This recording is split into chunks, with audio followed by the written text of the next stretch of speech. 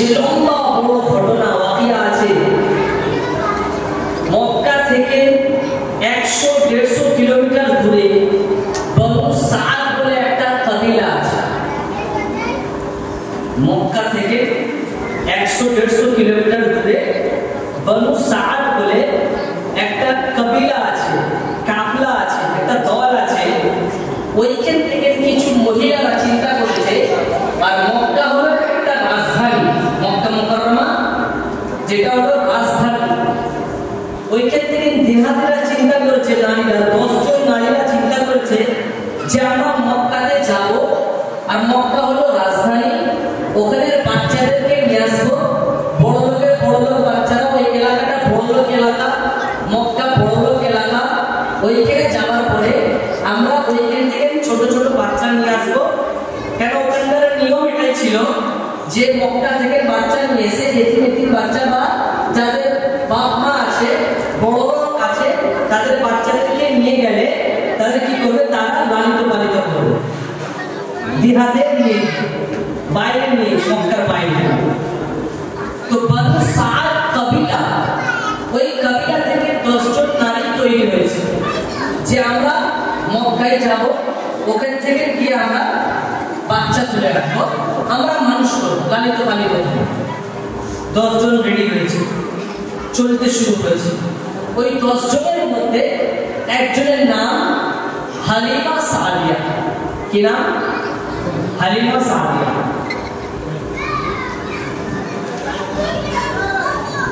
সবার কাছে ঘোড়া আছে, গাধা আছে, উট আছে, আর হালিমা সাদিয়ার কাছে, এনার কাছে একটা গাধা আছে আর একটা উটনি আছে। বুঝাচ্ছেন? উটনি আছে, এনি নারী উট, দুলা পাতলা, চলতে পারে না, খুব মারিয়া গেছে, মানে চলতে পারে না, খুব কষ্ট ভাবে। বনু সাদ মানে সাদিয়া, হালিমা সাদিয়া, ওনারা ঘুরছিলেন। কি করলেন যে উনি ওই গাধার উপরে বা উটের উপরে চড়ে ওনারা স্বামী আর স্ত্রী মিলে মক্কাতে রওনা হয়েছে, মক্কার দিকে আগমন করেছে, চলতে শুরু করেছে। আর আরো 9 জন নারী, ওনাকে মিলে 10 জন নারী চলতেছে। ওনাদের যে 9 জন নারীদের হাতে যে উট আর ঘোড়া আর গাধা ছিল, তাদের স্পিড ছিল, আর ইনার বড় কমজোর ছিল। ওনারা আগে চলে গিয়েছে। চলে যাওয়ার পরে মক্কাতে বড় লোকের ছেলেদেরকে নিয়ে ওনারা নিয়ে নিয়েছে। যখন বড় লোকের ছেলেদেরকে নেয়, তার মধ্যে এতিমে আব্দুল্লাহ ইয়ানি বিবি আমিনার সন্তান মোহাম্মদ ওখানেও আছে।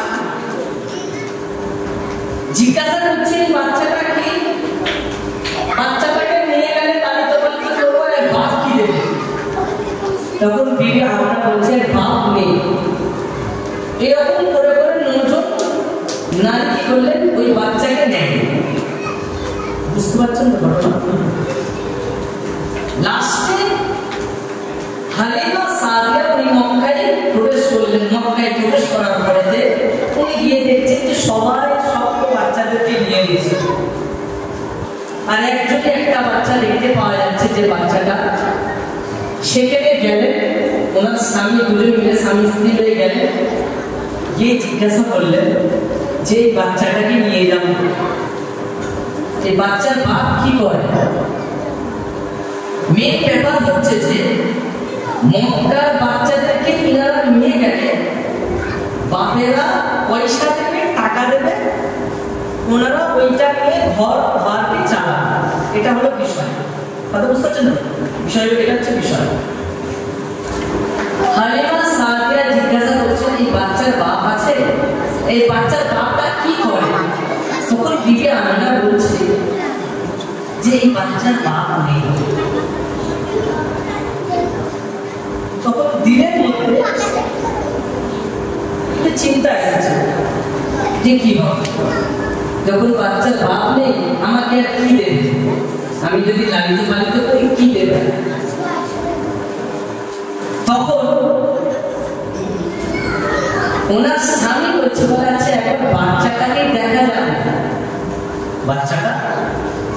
বাচ্চাটাকে একবার দেখা যায় কত সুন্দর দেখতে, কেমন।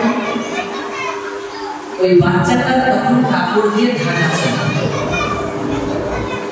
বিবি আমেনা বলে ঢাকা ছিল। নবী মুহাম্মদ শুয়ে আছেন, তখন কাপড় ওনার গা থেকে যখন সরানো হয়েছে, নবীর গা থেকে যখন কাপড় সরানো হয়েছে, নবীজি একটা মুচকি হাসি দিয়ে হালিমা সাদিয়ার দিকে তাকান। কথা বুঝতে পেরেছেন?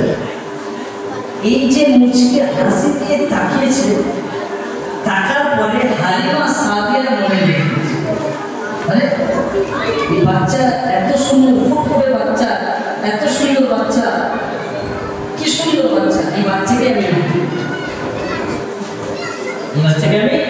আমি চাই পয়সা পার আর না। তখন বিবি আমেনা হালিমা সাদিয়াকে বলছে যে হালিমা, এই বাচ্চাকে নিয়ে যাও, এই বাচ্চা বড়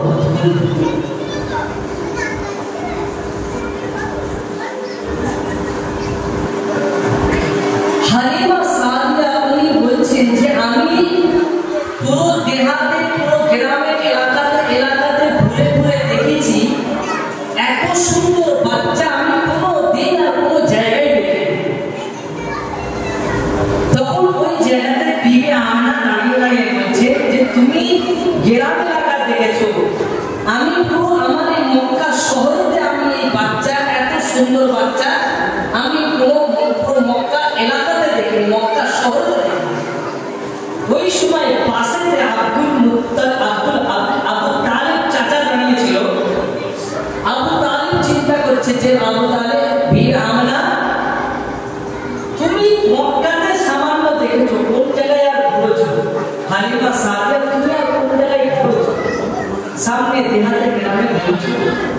আমি মুলকে এলাকা, ইরান, মুলকে শাম, দেশে দেশে ঘুরে ঘুরে দেখেছি যে এত সুন্দর বাচ্চা আমি কোন দেশে দেখেছি।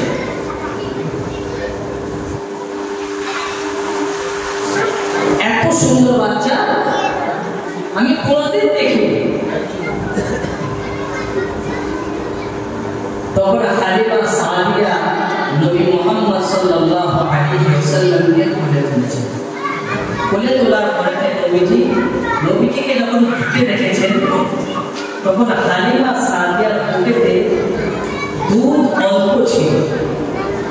হালিমা সাদিয়ার আরেকটা বাচ্চা ছিল, ছেলে, আরেকটা মেয়ে, আর নবীজিকে দিয়েছেন। হালিমা সাদিয়া যখন কোলে নিয়েছেন, দেখছেন যে হঠাৎ বুকের মধ্যে দুধ ভরে গেছে।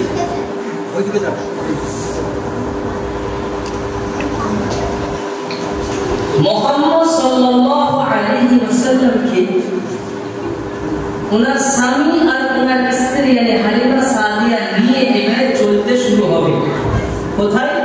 মক্কা থেকে পার হয়ে সেই বনু সাদ, এর 100-150 কিলোমিটার দূরের জায়গাতে, যেখানে ওনারা বাসস্থান, যেখানে ওনারা থাকেন।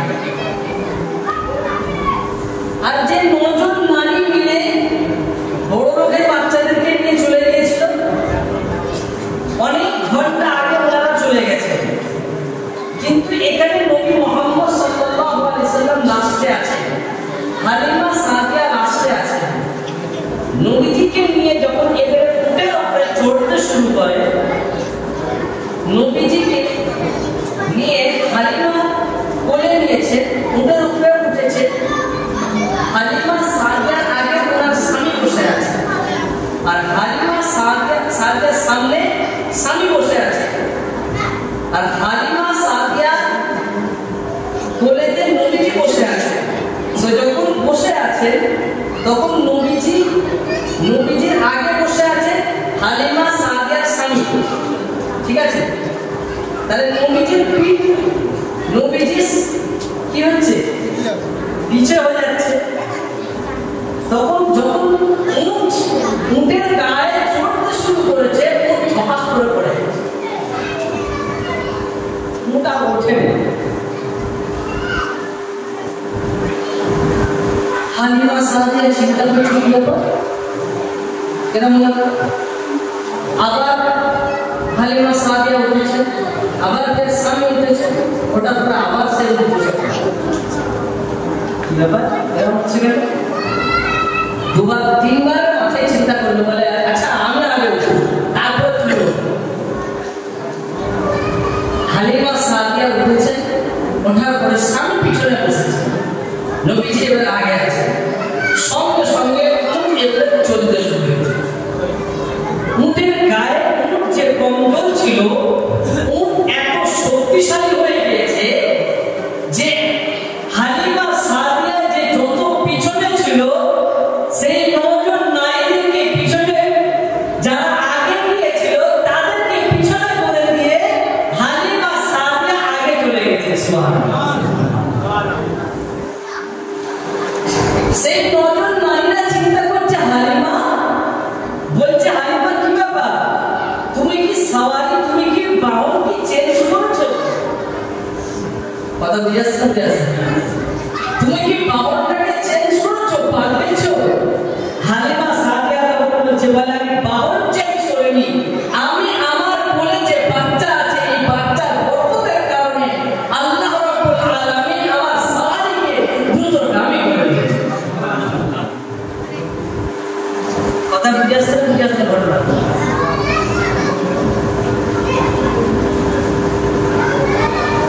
হালিমা সাদিয়া তিনি দিনের ঘরে চলে গেলেন। ঘরে চলে যাওয়ার পরে বাচ্চা চলে আসে, বাচ্চা এবার আস্তে আস্তে বড় হয়, নবীজি আস্তে আস্তে বড় হচ্ছে।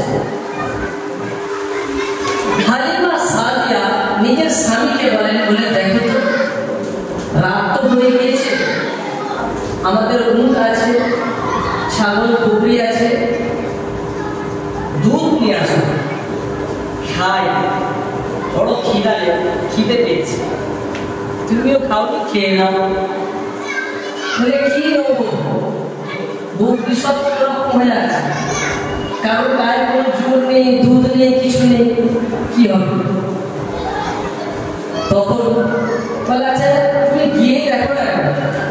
হালিমা সাদিয়া স্বামীকে বলছে, তো তুমি আবার গিয়ে দেখো।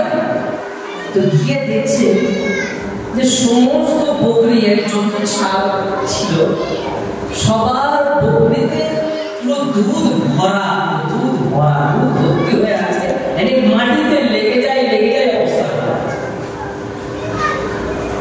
ওনার স্বামী কি করলেন, দুধ ভরে নিয়ে ঘরের মধ্যে যত বাসন ছিল সব ভরে নিয়ে স্ত্রীর কাছে, হালিমা সাদিয়ার কাছে এসে বলছে, নাও দুধ পান করো। স্ত্রী তখন বলছে, কি ব্যাপার, তুমি তো তোমার কাছে দুধ নেই, কি ব্যাপার? বলে না, আমি গিয়ে দেখলাম যে যত বকরি আর যত উট আছে সব থেকে না দুধের ভরা। হালিমা সাদিয়া চিন্তা করছেন যে এটা কোনো বিষয় না, এটা হলো এই মেহমানের বরকত। কার বরকতে? মেহমানের। বাচ্চা এবার বড়, 4 বছর বয়স হল। নবী মুহাম্মদ সাল্লাল্লাহু আলাইহি ওয়াসাল্লাম এই বড় হওয়ার আগে নবীজিকে দুধ পান করানো হয়। 2 ছাতিতে দুধ আছে, নবীজি একদিকে দুধ পান করে, যখন একদিকে দুধ পান করার পরে আর একদিকে যখন হালিমা সাদিয়া দেয় তখন উনি দুধ পান করেন। হালিমা সাদিয়ার বড় চিন্তা, আমি বাচ্চা কি করে একদিকে দুধ পান করে আবার একদিকে পান করে না, কি এটাই তো হয়তো নাকি?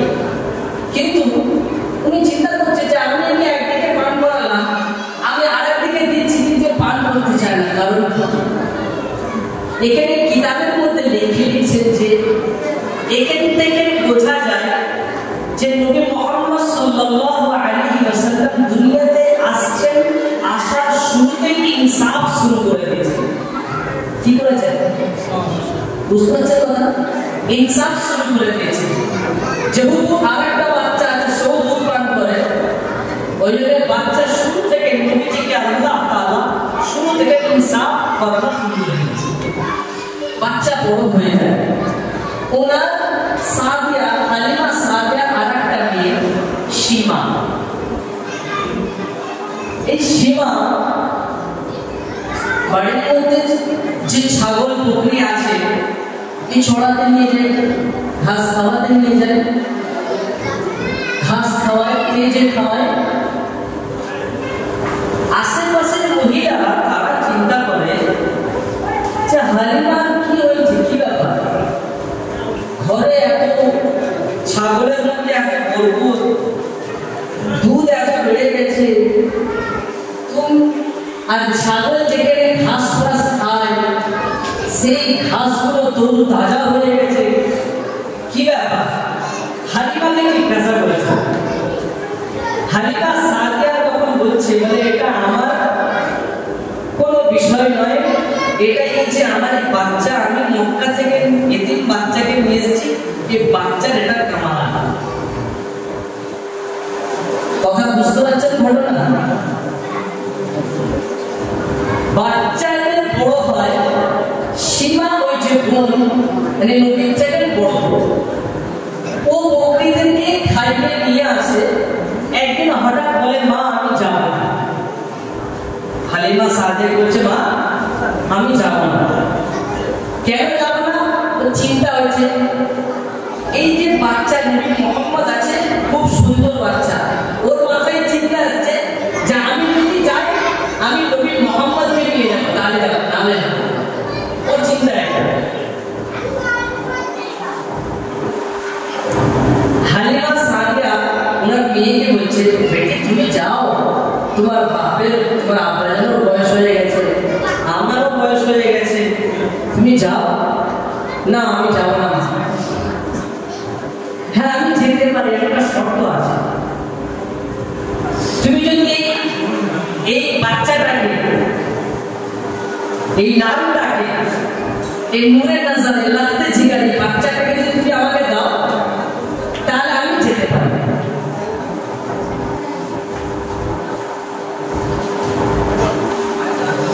তার আগে এই বাচ্চাকে তার আগে কিছুদিন আগে এই সীমা বলে কিছু ঘটনা ঘটে গিয়েছিল, কিন্তু বাচ্চাটাকে দেয়নি। হালিমা সাদিয়া বলছে, সেখানে তুমি যদি না যাও তাহলে তোমার এই বাচ্চা বা এই নিজের ভাই আছে না খেয়ে থাকবে, এবং বড় ব্যথা লেগেছে। আচ্ছা ঠিক আছে না, তাহলে তুমি যখন বলছো বারবার, তুমি এক কাজ করো না, আমি যাবো, আমাকে বাচ্চাটা দিয়ে দাও। তবে মা তুমি বাচ্চাটাকে দেবে না বলছো তো, শোনো, এই বাচ্চাকে আমি নিয়ে তো গিয়েছিলাম, কিন্তু আমি একদিন দেখছি এই বাচ্চাটাকে, আমি বাচ্চা নিয়ে যাওয়ার আগে ছাগলদেরকে ছেড়ে দিতাম, বকরিকে ছেড়ে দিতাম, তারা দৌড়ি করতো, এদিক করতো, তাদেরকে ধরে আনতে আমার কষ্ট হতো। কিন্তু একদিন বাচ্চাটাকে এবার মাকে বলছে, হালিমা সাদিয়াকে বেটি বলছে, মা আমি একদিন আমার এই ভাইটাকে নিয়ে গিয়েছিলাম, নিয়ে যাওয়ার পরে দেখছি যে সমস্ত বকরিরা আমার ভাইটাকে আমি কোলে নিয়ে আছি, আর সমস্ত বকরিরা পিছনে লাইন দিয়ে আছে, আর আমার আগে আমি এর আগে যখন কোনোদিন ভাইকে নিয়ে যাইনি, তো বকরিগুলো সবার আমার আগে দৌড়ি করতো। কিন্তু একদিন আমার ভাইকে নিয়ে গিয়েছিলাম, নিয়ে যাওয়ার পরে দেখছি যে বকরিগুলো ছাগলগুলো সব পিছনে লাইন দিয়ে যাচ্ছে, কেউ আগে যায়। ওমা শোনো, বকরিগুলো ঘাস খেয়ে নিয়ে আমার ভাইকে আমি কোলে নিয়ে আমি এমন করে দেখছি, আর সমস্ত যত ছাগল ছিল, যত বকরি ছিল, সব বকরিগুলো এমন করে তাকিয়ে দেখছে আমার এই ভাইটাকে দেখছি। তবে জানো না, এই ভাইটাকে আমি যখন নিয়ে আসি তখন দেখছি যে আসমানে, আকাশের মধ্যে কিছু মেঘমালা এমন আছে যে এই ভাইটাকে ছায়া আছে। এই ঘটনা এই ওয়াকিয়া কিতাবের মধ্যে লেখা আছে। বাচ্চা বড় হয়ে যায়, আস্তে আস্তে বড় হয়, চিন্তা হয় যে এবারে বাচ্চা বড় হচ্ছে, আবার ফের বাচ্চাকে বড় হওয়ার কারণে ফিরিয়ে দিয়ে আসতে হবে, মক্কা নগরীতে দিয়ে আসতে হবে। এদিকে আবু তালেবের চিন্তা যে আমার যে ভাতিজা আছে, এই ভাতিজাকে নিয়ে আসতে হবে, টেনশন একটা আছে, একে নিয়ে আসতে হবে, নাহলে হবে না। হালিমা সাদিয়া তখন কি বললেন, মক্কা নগরীতে আবু তালেবের হাতে রাসূলুল্লাহ সাল্লাল্লাহু আলাইহি ওয়াসাল্লামকে তুলে দিয়েছে। কথা বুঝেছ? আবু তালেব চাচা নিজের এই ভাতিজাকে যখন আস্তে আস্তে বড় হয়, বড় হওয়ার পরে তখন এই ভাতিজাকে নিয়ে মুলকে শাম यानी শাম দেশে সফর করেন। यानी উনি ব্যবসা করতেন, ব্যবসা করার জন্য শহরের দিকে আগাচ্ছেন, ওনার ভাইপোকে নিয়েছে, ভাতিজাকে নিয়ে আগাচ্ছে। আগাতে আগাতে গিয়ে দেখছে কিছুটা দূরে একটা গির্জা আছে, পাদ্রী রাহিব, বুঝতে পারছেন? পাদ্রী বুঝতে পারছেন? হ্যাঁ, শিখ রাহিব, যেটা কিতাবের মধ্যে লেখা আছে রাহিব শব্দ আছে। পাদ্রী দূর থেকে একটা দেখছে যে একটা কাফেলা আসছে। কি আসছে? কাফেলা, কি দল আসছে, একটা জামাত আসছে। বুঝতে পারছেন না কথা? একটা দল আসছে, জামাত আসছে। দেখতে পেয়ে দেখছে যে ওর মাথায় কোনোদিন চিন্তা হয়নি যে এই যে দল আসছে, এর আগে যত ব্যবসায়ীরা ব্যবসা করে গেছেন কোনোদিন চিন্তা হয়নি, কিন্তু ওই দলটাকে দেখে ওর মাথায় চিন্তা আসছে, যেন মনে হয় এই দলের মধ্যে একজন আছে যে নবী আব্দুল জামান মুহাম্মদ সাল্লাল্লাহু আলাইহি ওয়াসাল্লাম। পাদ্রীর চিন্তা মাথায় লেগেছে, দল এসেছে, কাফেলা এসেছে। কাফেলাকে দেখার পরে এই পাদ্রী দাওয়াত করেছে। কি করেছে? দাওয়াত দিয়েছে। আবু তালেব বলছে, তুমি কোনদিন আগে দাওয়াত করোনি, কি ব্যাপার? এখন দাওয়াত করলে কি ব্যাপার? বলে ঠিক আছে, ওটা পরে বলবো, আগে তোমাদের সরঞ্জাম করাও, ইন্তজাম করাও, দাওয়াতের জন্য প্রয়োজন করার প্রস্তুতি নেওয়া হয়েছে, খাওয়ানোর প্রস্তুতি নেওয়া হয়েছে। এদিকে ভাতিজাকে ছেড়ে দিয়েছে, যাও যে তুমি বকরি ছাগল চড়িয়ে চড়াতে। তখন ওই দলটার মধ্যে, ওই দলকে দেখে ওই পাদ্রী বলে, তোমরা সবাই চলে এসেছো? ভালো করে বোঝেন। ওই পাদ্রী বলছে যে তোমরা এখানে সবাই যারা আছো সবাই চলে এসেছো তো? বলে হ্যাঁ হ্যাঁ হ্যাঁ, সবাই চলে এসেছে। একটা গাছের তলায় সবাই বসে আছে। তখন ওই পাদ্রী বলছে, বলে না, এখন একজন বাকি আছে, এখন একজন বাকি আছে। বলে হ্যাঁ হ্যাঁ, একটা বাচ্চা বাকি আছে, তাকে নিয়ে এসো, তাকে নিয়ে এসো। বলে যে তোমাদেরকে যে আজকে যে আমি দাওয়াত করেছি, এর আসল মেহমান, মেন যে মেহমান, সেটা হলো ওই বাচ্চা। তো বাচ্চাটা নবীজি যখন আসছে দেখছে, বলে দেখো তোমরা সবাই দেখো আকাশের দিকে তাকাও। আকাশের দিকে তাকিয়ে দেখছে যে কিছু মেঘ নবী মুহাম্মদ সাল্লাল্লাহু আলাইহি ওয়াসাল্লামের মাথার কাছে মেঘমালা হয়ে ছায়া করে দাঁড়িয়ে আছে।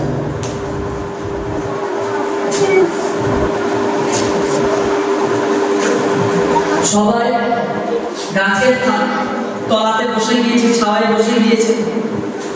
আর নবীজি এবার আসবেন। নবীজি এবার কোথায় যাবেন?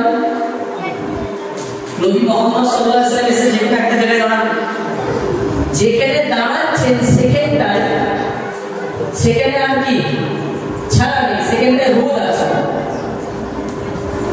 এদিকে পাদ্রী তওরাত আর ইনজিলের মধ্যে পড়েছে যে লাস্টের নবী হবে, যে আখেরি নবী হবে, যে শ্রেষ্ঠ নবী হবে, যে শেষ নবী হবে, তার মধ্যে এমন এমন আলামত থাকবে, এমন এমন নিশানি থাকবে। কথা বুঝে আসছে? নবীজি যখন ওই গাছের তলায় আসে, জায়গা পায়নি যে ছাওয়াতে দাঁড়ায়, ছাওয়াতে না দাঁড়িয়ে যখন রোদের কাছে দাঁড়াচ্ছে, তখন হঠাৎ করে একটা গাছের ডাল মট করে মুড়ে পড়ে গিয়ে নবীজির মাথার কাছে ছায়া দান করতে পারে। এটা হাদিসের মধ্যে লেখা আছে। বলে দেখো আবু তালেব, দেখো এ ওই বাচ্চা যে শেষ নবী হবে, শ্রেষ্ঠ নবী হবে, শেষ নবী হবে। আমি তাওরাত আর ইনজিলের মধ্যে আমি পড়েছি, আমি জানি এটা শেষ নবী হবে। একে তুমি আগে নিয়ে যেও না। কেন? আগে ইহুদিরা আছে, যদি জানতে পারে যে আব্দুল্লাহর সন্তান ইয়েতিম মুহাম্মদ এসে গিয়েছে, ও একে কতল করে দেবে। কথা বুঝে আসছে? যদি ইহুদিরা জানতে পারে যে এমন এমন ব্যাপার, তারাও তো জানে যে লাস্ট নবী এমন হবে না হবে। কেন? কারণ হচ্ছে যে নবীজি দুনিয়াতে এসেছেন, মানে আসার আগে রোম পারস্যতে তারা পুজো করত, তারা আগুন পুজো করত। 1000 বছর ধরে একটা আগুন চলছিল। নবীজি দুনিয়াতে আসার পরে ওই আগুনটা থাপ করে নিয়ে গেছে।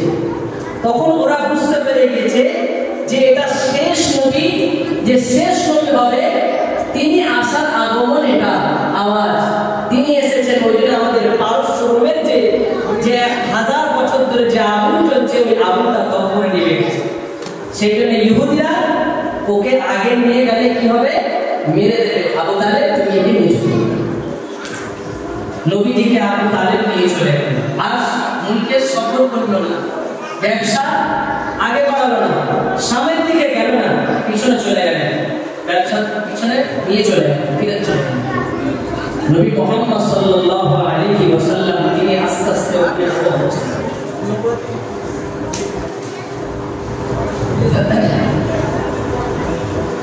নবীজি আস্তে আস্তে বড় হচ্ছেন।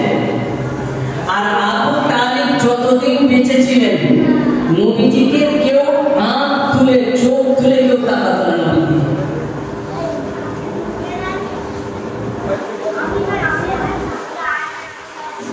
আবু তালেব যতদিন বেঁচে ছিলেন, নবীর দিকে কেউ চোখ তুলে তাকাতো না। মেয়েরা বন্ধুরা বলবে দোস্ত,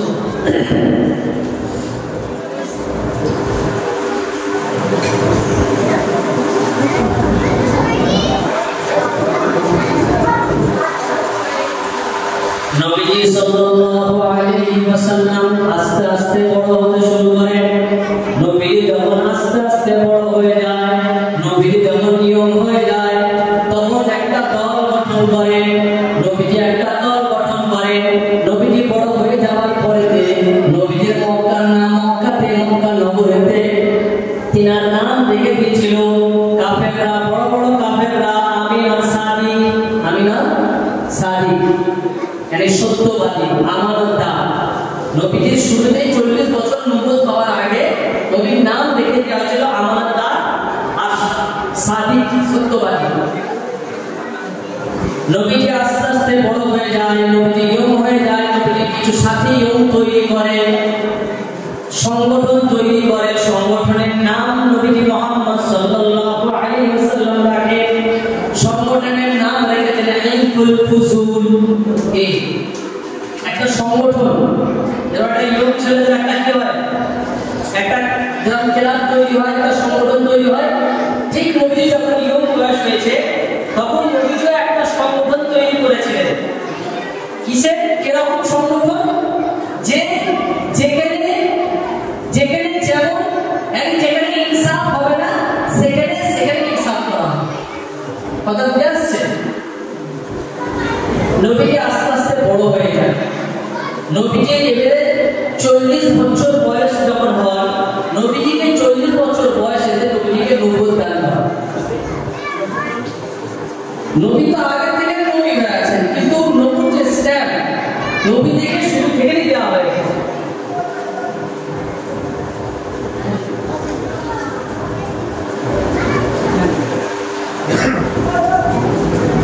মজা লাগছে না নাকি? ভালো লাগছে না?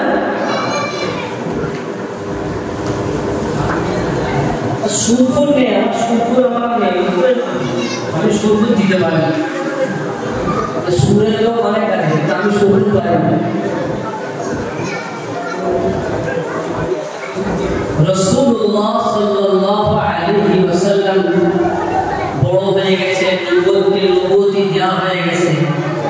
নবীজি সাল্লাল্লাহু আলাইহি ওয়াসাল্লাম একদিন কাবার চত্বরে আসরের আগে, আসরের পরে, মাগরিবের আগে, আসরের পরে মাগরিবের আগে, এবারে কিছু কথা হচ্ছে, ভালো করে ধ্যান দিয়ে শোনেন।